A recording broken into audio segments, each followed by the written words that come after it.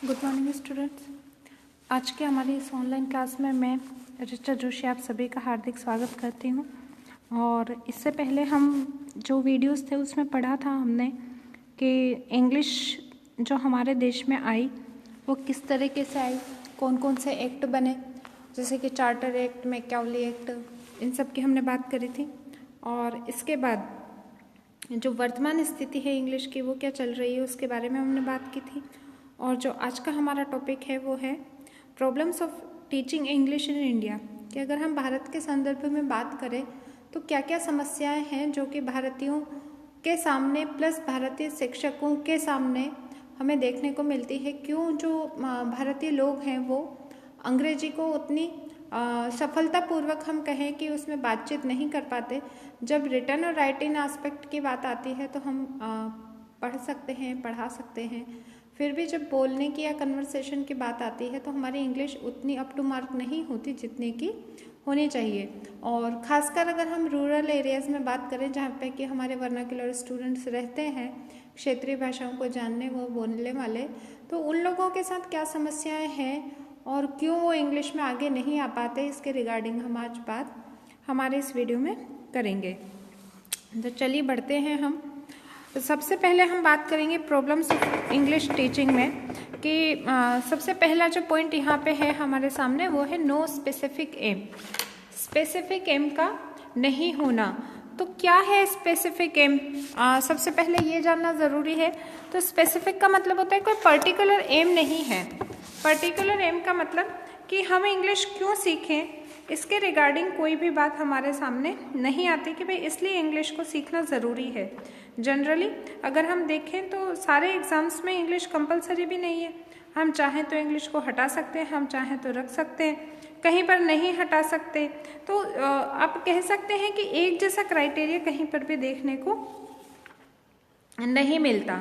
The teaching of English is not based upon the aims and objectives of teaching English. यहाँ पर जो English teaching का M है वो किसी पे बेस्ड नहीं रहता। Neither the teachers nor the students are acquainted with the aims and objectives of English. शिक्षक को भी बस इतना सा पता होता है कि हमें तो जनरली जो करिकुलम में है वो पढ़ा देना है, और स्टूडेंट को भी ये पता होता है कि जो टीचर बोले उन क्वेश्चन आंसर उसको याद कर लो।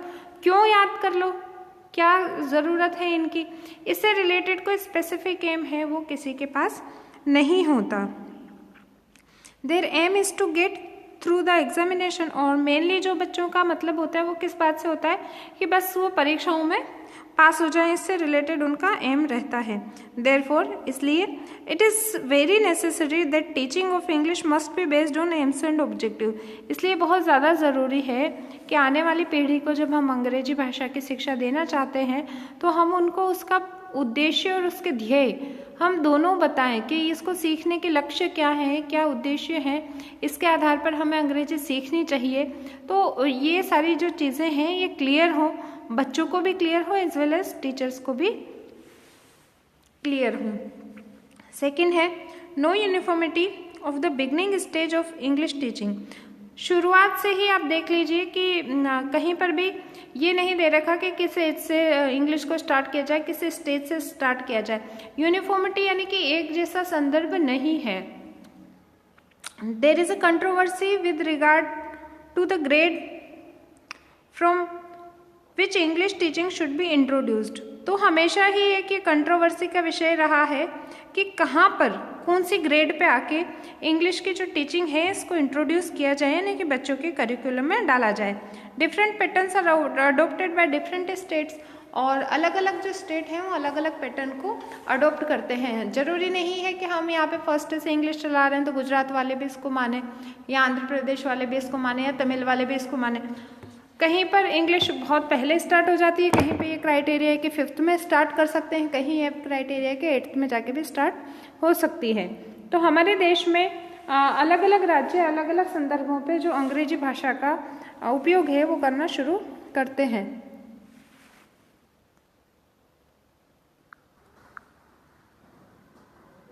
तो हम ये कह सकते हैं कि पूरे देश में एक पैटर्न नहीं है जो जिसके आधार पर कि हर ग्रेड पे इक्विवेलेंट हम इसको शुरू कर सके। पूरे भारत में जो अलग अलग स्टेट्स हैं वो अलग अलग रूल्स को फॉलो करते हैं।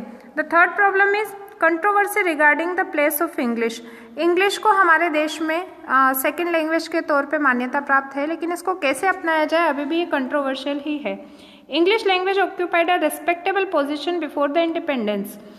जब हम आज़ादी के पहले की बात करते हैं तो जो इंग्लिश लैंग्वेज है उसको एक बड़ी ही रिस्पेक्टेबल पोजीशन प्राप्त थी, क्योंकि ये राजाओं के द्वारा और जो शासक वर्ग था उसके द्वारा बोली जाती थी। But after it has lost its previous position. लेकिन जैसे जैसे भारत आज़ाद हुआ तो इन्होंने जो इनकी प्रीवियस पोजीशन थी इसको तो खो दिया।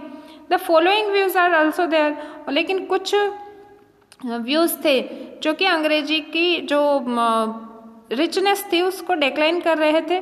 सबसे पहले तो ये था कि teaching of English must B एबोलिश्ड, कि अंग्रेजी का जो शिक्षण है पूर्णतः बंद कर दिया जाना चाहिए क्योंकि ये हमारी भाषा नहीं है।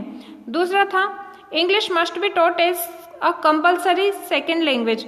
इसको अंग्रेजी को अगर सिखाना है तो हम दूसरी भाषा के रूप में सिखाएं, यानी कि मीडियम ऑफ इंस्ट्रक्शन इंग्लिश नहीं होना चाहिए, फर्स्ट लैंग्वेज के तौर पे इंग्लिश नहीं सिखाई जाए।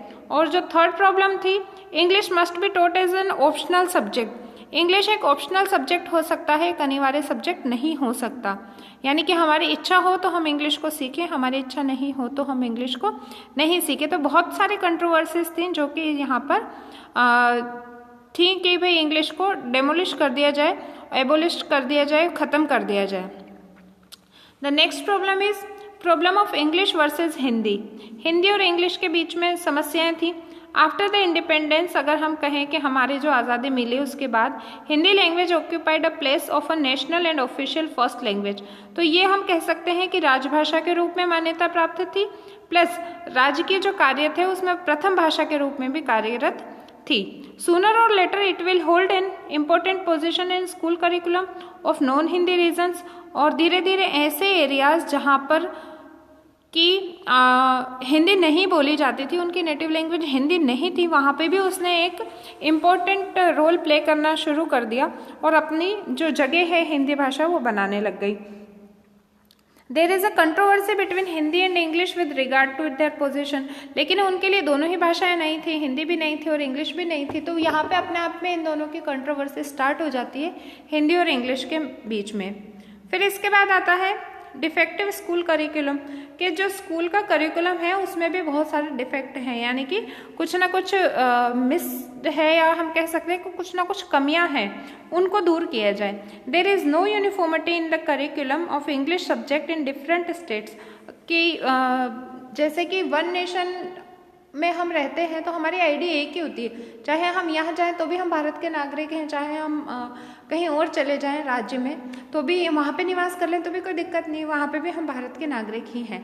इसी तरीके से अगर बच्चा है तो वो मूव करता है अपने पेरेंट्स के साथ तो बड़ी दयनीय स्थिति हो जाती है उस बच्चे की, क्योंकि उसका मीडियम ही बदल जाता है। और ये अपने आप में एक ऐसी सिचुएशन होती है कि बच्चा जिस मीडियम से पढ़ता है अचानक से उसका कोर्स, सब्जेक्ट और मीडियम ऑफ इंस्ट्रक्शन सब उसको चेंज करना पड़ता है। तो ऐसा नहीं होना चाहिए। जो सभी स्कूल्स हैं पूरे देश के वो एक ही तरह की शिक्षा बच्चे को दें, ये बहुत ज़्यादा आवश्यक होता है।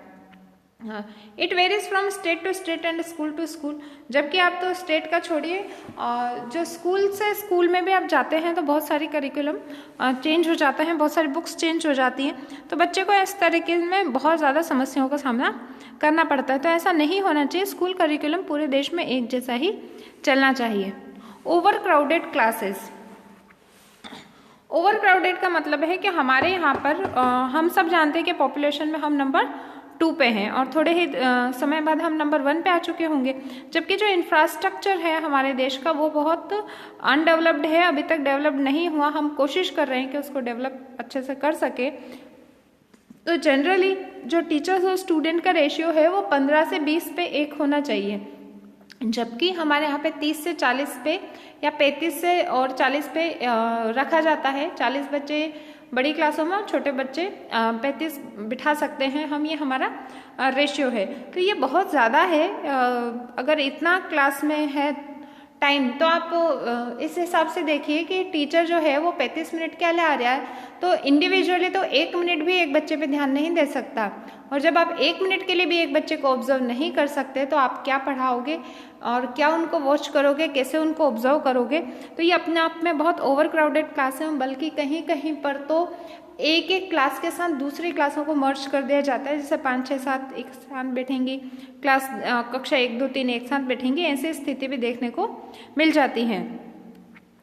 फिर है substandard of textbook. Substandard of textbook का मतलब है कि जो टेक्स्ट बुक हैं, the textbooks of English are very low standard. जो हमारे यहाँ पे अंग्रेजी की किताबें चल रही हैं कहीं ना कहीं बहुत लो छोटे स्तर की हैं। They had got no relevance need of the our student, they need a differently changed and improvement। तो उनको उस स्तर का बनाया जाए कि जिससे कि जो वो इंग्लिश है वो जो हमारे बच्चे यूज़ करना चाहते हैं एटलीस्ट वैसी बन सके, उसको थोड़ा सा इम्प्रूव किया जाना चाहिए, नई नई चीज़ें उसमें डाली जानी चाहिए। इसके बाद है lack of suitable English language teaching aids. कि लैक का मतलब होता है कमी होना। तो हमारे यहाँ पर जब हम इंग्लिश सिखाने की बात करते हैं और हम कोई टीचिंग एड यानी कि शिक्षण सहायक सामग्रियों को डालना चाहते हैं तो इसकी बड़ी कमी है। Our school are not well equipped. हमारे स्कूल जो है वो बहुत अच्छे संसाधनों से सहित नहीं है। और इसके साथ साथ नॉट ड्यूरिंग ट्रेनिंग पीरियड। और हम ट्रेनिंग पीरियड की बात करें यानी कि जो बीएड के या एसटीसी के स्टूडेंट्स हैं उनकी बात करें तो उनके लिए भी कोई प्रॉपर टीचिंग की व्यवस्था नहीं है। Some interest is noticed among pupil teachers. तो पीपल टीचर्स में भी कोई ज़्यादा इसको लेकर जो इंथुजियाज्म होना चाहिए वो नहीं मिलता। The moment they become teachers, और जिस मोमेंट पे वो टीचर्स बन जाते हैं they do not use teaching add, और उस टाइम पे तो वो यूज़ करते ही नहीं है। यानी कि वो अपने करिकुलम जब वो पढ़ रहे होते हैं, प्यूपिल टीचर होते हैं, तब तो फिर भी 1-2 शिक्षण के जो एड होते हैं उसको बना के ले जाते हैं, पर उसके बाद जनरली कोई भी टीचर इनको नहीं बनाता। फिर है लैक ऑफ एफिशिएंट टीचर्स, यानी कि अनुभवी शिक्षकों की कमी। हम बात तो बहुत अच्छी अच्छी करते हैं पर जनरली हम देखते हैं कि हमारे यहाँ के जो अंग्रेजी के शिक्षक हैं वो भी इतने ज़्यादा डेवलप्ड नहीं हैं। और डेवलप्ड का मतलब उनको इतना ज़्यादा ज्ञान नहीं है, बहुत सारे जो फैक्टर्स हैं इसके पीछे चलते हैं। The teaching of English in our school in the hands of teacher who neither know English no trained in English methodology of English subject. तो अंग्रेजी की जो शिक्षण विधियाँ हैं ना ही तो उनको उसका ज्ञान है, ना ही वो प्रॉपर वे में खुद इंग्लिश जानते हैं, फिर भी वो इंग्लिश के टीचर्स हैं या ऑप्शनली इंग्लिश को पढ़ा रहे हैं। That is why. और इसी वजह से standard of English language of our students is going to be deteriorated. तो इस वजह से भी जो अंग्रेजी का स्तर है वो नीचे गिरता जा रहा है। फिर हम बात करेंगे ट्रेडिशनल एग्जाम सिस्टम की, कि जो हमारे यहाँ पे अभी तक भी एग्जाम्स चलते हैं वो ट्रेडिशनल वे में ही चलते हैं। Teachers still use traditional method of examination, वही पुराने घिसे पिटे मेथड पे आज भी हमारे यहाँ पे एग्जाम्स लिए जाते हैं। That is why the aims and objectives are left behind. इसीलिए जब हम बात करते हैं उद्देश्यों की या लक्ष्य की तो वो कहीं ना कहीं दूर पीछे छूट जाते हैं। तो यहाँ पे हमने देखा इसके बाद 10-12 पॉइंट हैं ये, तो आप इनको ज़रूर कवर करिएगा। और इनमें से मोस्ट ऑफ द जो चीज़ें हैं वो पूछी जाती हैं कि हमारे यहाँ पर अंग्रेजी भाषा में अगर समस्याएं हैं तो किस वजह से हैं, क्यों बच्चे ज़्यादा नहीं सीख पाते। तो यहाँ पर बहुत सारे रीजन्स ऐसे हैं जिसकी वजह से बालक अंग्रेजी भाषा को प्रॉपर वे में नहीं सीख पाते। आई होप आपको ये वीडियो समझ में आया होगा, और अगर इससे रिलेटेड कोई क्वेश्चन या क्वेरीज हैं तो आप मुझसे बात कर सकते हैं। और आज के लिए इतना ही। Thank you.